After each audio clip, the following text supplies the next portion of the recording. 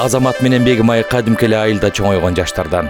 Алар өз жерин жакшы көрүшөт жана ал жакта жашашат. Кыштын суугунда, нөшөрдөгөн жамгырда жана жайдын ысыгында да алар башка айыл тургундары сыяктуу коомдук транспортты ачык асман алдында күтүшчү. Акыры бир күнү Азамат менен Бегимай мындай күткөндөн тажап, баардыгын өз колдоруна алып, айылдагы аялдаманы оңдоону ойлошот. Жаштар айылдык жыйын болоорун билип алышып, анда аялдаманы калыбына келтирүү тууралуу маселени айтууну туура көрүштү. Жыйында Азамат менен Бегимай айыл жаштары менен бирге айылдагы аялдаманы калыбына келтирүү маселесин көтөрүштү. Аялдаманын үстүн жаап, олтургуч орнотуп, таштанды үйкөгүн орнотууну сунушташты. Демилгени эл колдоду.